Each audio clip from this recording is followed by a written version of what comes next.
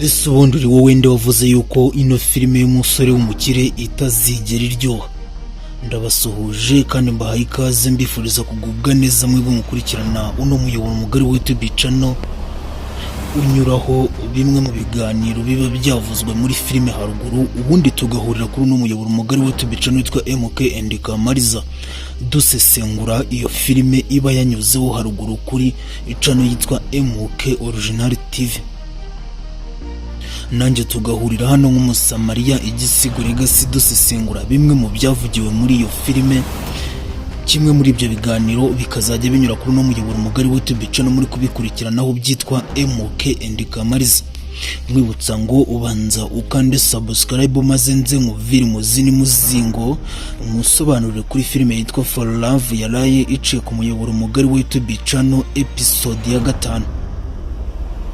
Muhaye ikaze rero banguka maze unega amatwi dukomeze tuganire maze twungurana ibitekerezo, ubundi mwibuka gukanda subscribe mutera like ndetse na comment. Ngiye n'ubundi nk'ubusanzwe rero mbahaye ikaze muze mwongere twicare tuganire maze twungurana ibitekerezo. Ushobora kwibaza ngo ubundi byatangiye bite ino filime y'umusore w'umukire yitwa For Love? Uburyo byatangiye umuvandimwe witwa MK Original aho yarari kumwe n'ababicanyi biwe ari kubita abagambanyi. Ubwo ngubwo byageze aho ngaho ubundi MK arangije aragenda ajya mu modoka uko bisanzwe yinjiramo imbere, ubundi agira ababicanyi arababwira ati namwe byanga bikunda mwarangambaniye. Abo bicanyi bakomeje kumubwira ko batigeze bamugambanira na rimwe, yuko batagambanira boss wabo, noneho nk'umuvandimwe wabo MK Original ati twebwe ntabwo twakugambanira habe na gato habe n'umunsi n'umwe. Rero bikomeje kugenda gutyo nibwo urugamba rwakomeje kuba urugamba isibanura ibikotaniro ry'amaraso, maze reka sinakubwira bagimaka biratinda bakomeje kubica biracika.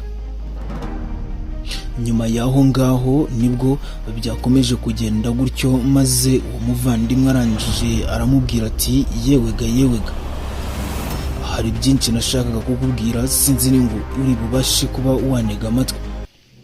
Bikomeje kugenda gutyo nibwo MK yagize gutya ahita yinjira mu modoka n'umujinya mwinshi, arangije arababwira ati size ngizi sinifuza kongera kugendana namwe kuko mwashatse kungambanira.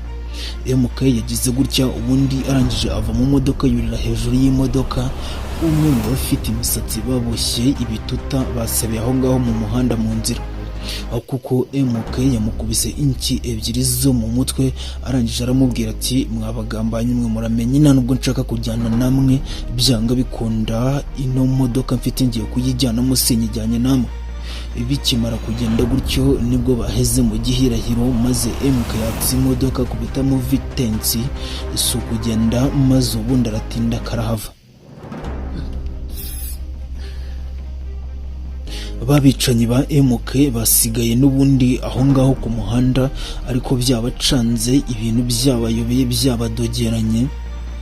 Ubundi igice cyaje gukurikiraho haje gukurikiraho umuvandimwe witwa MK ari gusohoka mu gipangu cyo kwa mama Cyusa yaramushoreye ari inyuma ye. Ubwo Cyusa niko yagendaga amubwira ati nyamuneka tubabarira usohoka ahangaha tuvira ahangaha, ntabwo nkigushaka mu buzima bwanjye sinyikeneye kukubona.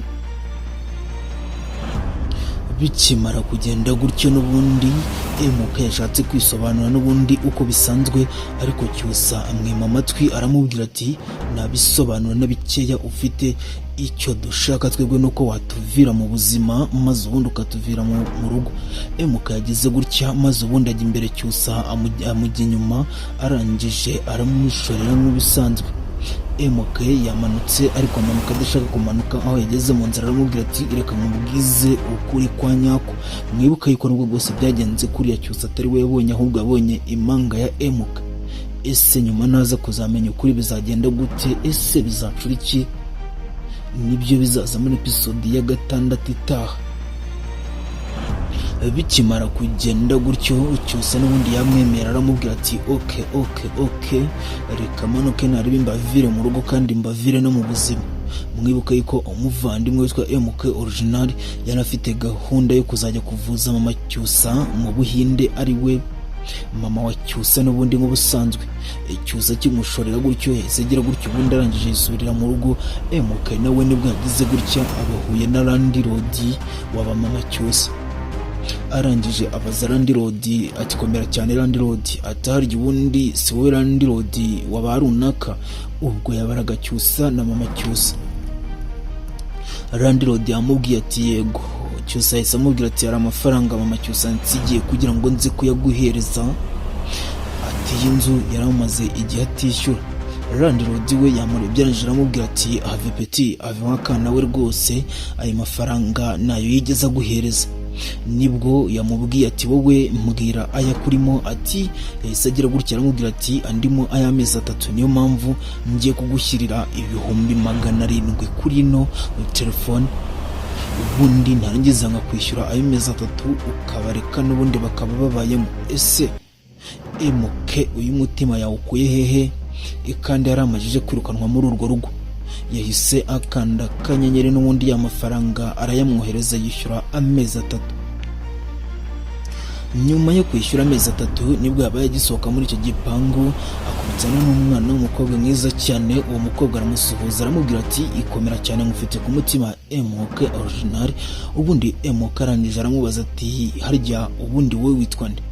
Yahise amubwira ati nitwa MK. Uwo mukobwa arangije aramubaza ati wowe witwa nde?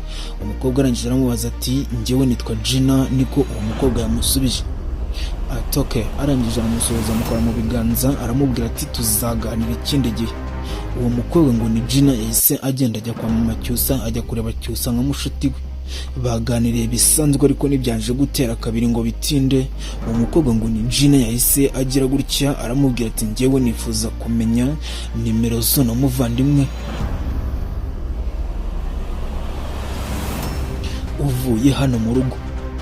Cyusa ubukwe yakomeje kubwicara aramubwira ati nta numero ze naguha, uzazibona atari njyewe uziguhaye. Ati kuko ndamutse nziguhaye byanga bikunda zishobora kuzanguraho cyangwa se wakubitana n'ikibazo bikaba byangiraho ingaruka. Ati uriya muhungu n'umwicanyi. Gina ntiyigeze abyakira, yahise amubwira ati ndabizi wenda wasanga wafuye, ariko ndumva kuba wamereza nimero nkazivugishiriza uriya mwana w'umuhungu nta kintu byatwara. Ati kuko ndumva namukarashingiye. Gina n'ubundi yakomeje kumwima nimero ze n'ubundi nk'uko bisanzwe, arazimwima neza neza rwose burundu. Arangije aramutsembera. G nibwo yagize gutya arasohoka, naho MK nawe areka nze dukurikize ibindi bice byaje gukurikiraho. Hahise hakurikiraho n'ubundi landlord MK yaramajije guhereza amafaranga 700,000. Nibwo yagize gutya ubundi arangije ajya kwa mama Diane arasuhuza baramukingurira, ariko bakibona yuko ari landlord mama Diane yahise ahinda umushyitsi. Ubundi arangije aravuga ati ubu ngubu wasanga n'ubundi aje kunyishyuza nanone nk'uko bisanzwe. Ubwoba bwamwishe, ariko umuvandimwe witwa landlord aramubwira ati wikomeza kugira ubwoba cyangwa se ngo uhinde umushyitsi, humura rwose ikinzanye ntabwo ari amafaranga kuko wa mwana w'umuhungu wabaga ahangaha aya mafaranga. Akivuga gutyo n'ubundi ibintu byabacanze, ubundi bakomeza kubitekerezaho rubura gica. Ubundi bakomeza kubijyaho impaka, ese yaba yamuhaye ayakuye hehe, yaba ayo mafaranga yamuhaye yavuye hehe. Ibintu birangije birabayobera. Nyuma yaho ngaho nibwo byarangiye n'ubundi impanga ya MK bavuga yuko ari wakoze ari amabara. Yagize gutya ubundi irangije iragenda iraryama n'umujinya mwinshi cyane. N'ababicanyi bayo n'ababagambanyi babo baravuga ati uriya muvandimwe arashaka imitungo byanga bikunda, rero bumva yuko ashaka kuzakwica. Ariko ubwo nyiri kuryama ya manga ya MK nyine nayo murayibuka, yariryamye iri kwibaza buryo ki irimo irashaka uriya muvandimwe n'ubundi w'umukobwa ngo kuko ngo yaramukunze cyane. Kandi kuri uko kumukunda mwibuke yuko niyo yagenda umuvandimwe witwa Cyusa n'ubundi yagerayo akabona uwo muntu n'ubundi wamukunze, ibintu bikamucanga bikamuyobera. ku buryo atamuhereza umwanya wo kuganira nawe kubera yuko n'ubundi byanga bikunda yaba ari kumwitiranya na MK original. N'ubundi bikigenda gutyo nibwo n'ubundi byamajije kugenda gutyo, impanga ya MK ya yindi irangije ifata ababicanyi irababwira ati hari dilo nshaka kubahereza kuko niko kazi mbahembera, mugiye kugenda munzanire umwana w'umukobwa witwa Cyusa ahangaha muganirize mubwire buryo kimba mwumva n'uburyo mutekerezaho n'uburyo yaneye crash, bundi nindangiza kumuganiriza tuganire kuko nkuko bisanzwe mubwira ikindi ku mutima, ati ariko mugende mumuzane neza nta muntu wemerewe kumukubita cyangwa ngo amukwabagure, ati ubundi mumunyegereze hano maze njyewe ubwanjye mbanze mwiganiririze. Nibwo n'ubundi yagize gutya, arangije aragenda azana wa mwana w'umukobwa aramuhageza koko bya nyabyo,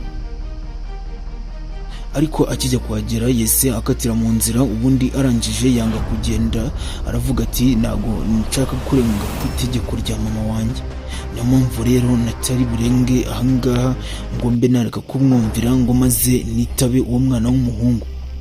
N'ubundi birangira Cyusa n'ubundi abyanze nk'uko bisanzwe. Nyuma y'aho ngaho ntabwo byigeze birangira, ahubwo ya manga ya MK yafashe umwanzuro wo kuza gushakisha buryo ki yakwica MK, aho yagize gutya ubundi irangije ihura na Idirisa, ubundi baraganira, arangije aramubwira ati size ngizi na n'ubu tuvugana nagira ngo nkubwire yuko ya manga yanjye ngo ni MK nayiguze ngo nyice nyikureho, ati kuko nayiramutse imenye ibintu nayikoreye yahita inyica. Nibwo n'ubundi yakomeje kugambana uwo mugambi, ariko Idirisa arangije aramubwira ati ushaka n'ubundi wamwihorera, ati kuko uriya mwana mba mbona ari inzirakarengane, ati se ubundi urashaka kumuhora iki? Arangije aramubwira ati njyewe ndamwanga, gusa icyo nshaka ni ukuzamwica n'ubundi bikarangira, simba nshaka kumubona mu maso yanjye. Akivuga gutyo n'ubundi Idirisa yahise amubwira gutyo, ariko akimubwira gutyo nibwo ahamagaye babicanye ngo ni bateiga. Ubundi arangije arabazana arababwira ati ubundi mwebwe mubona ndo umuntu mubi? Teiga yahise agira gutya, ubundi arangije aramubwira ati boss ntabwo tukubona nk'umuntu mubi, ati Idirisa arambwiye yuko ndi umuntu mubi, ati rero icyiza nuko wanzanira cya cyuma nkamuca urutoki. Teiga n'ubundi yihuse yahise amuhereza cya cyuma, ariko muri uko kumuhereza cya cyuma akimuhana ubwoba bwinshi cyane n'ubwuzu bwinshi cyane, amubwira ati nubwo bwose icyuma nyiguhaye ndabona bitari ngombwa yuko umwica. Bikimara kugenda gutyo n'ubundi we yarangije kukimuhereza, ubundi arangije amubuza kumwica. Nibwo hahise hakurikiraho agace ka mama Cyusa arimo arabwira Cyusa ati bimeze bite ko ndi butashokoje Cyusa, maze ubundi arangije aramubwira ati se ubundi si wowe wanyimye amafaranga yo kujya gukoresha imisatsi? Kandi mwibuke ko mama Cyusa nta mafaranga bafite. Mama Cyusa yamubwiye ati se ubundi ubu ngubu wigeze wireba nibura wenda mu kirahure ngo urebe ukuntu umeze? Arangije aramubwira ati sinigeze nibeshya. Ubundi arangije aramubwira ati njye nshaka kumenya uriya mwana w'umuhungu uwo ari we wabeshye ngo ni umwicanyi, yarangiza akagira gutya akatwishyurira amafaranga y'inzu angana gutya. Ese ubundi ariya mafaranga ava hehe? Niko mama Cyusa abazaga Cyusa. Cyusa aramubwira ati njye nibonaniye nawe n'umwicanyi wa hatari, wenda wasanga ayakura mu bwicanyi. Ariko umuvandimwe witwa mama Cyusa yasigaranye umukoro wo kuzashaka ahantu yavana uwo mwana w'umuhungu witwa MK, ubundi bakaganira, akamuganiriza koko akamubwira we wanyawe n'ikimwihishamo. Nyuma y'aho ngaho nibwo n'ubundi byarangiye umuvandimwe witwa MK yongeye ahura na Idirisa, aramubwira ati rwose MK se bimeze bite ibintu bigendanye n'ubwihisho? MK yaramubwiye ati birakomeye cyane, ni urugamba rukomeye, ni urugamba natabasha kugusobanurira ngo ubashe kumva. Ati kuko njyewe size ngizi mbayeho mu buzima bubi cyane utakwifuza kubamo uri umuntu. Niyo mpamvu ngo musabye ngo banze kandi subscribe kuri no channel yitwa MK and Kamariza kugira ngo tuzajye tubasha kubana de commentaire nk'izi ngizi. Biganiro ni bigaruka bizajye bica kuri no muyoboro mugari wa YouTube channel buri saa 2 z'amanywa, muzajya mubona ikiganiro. mwibuke gukanda subscribe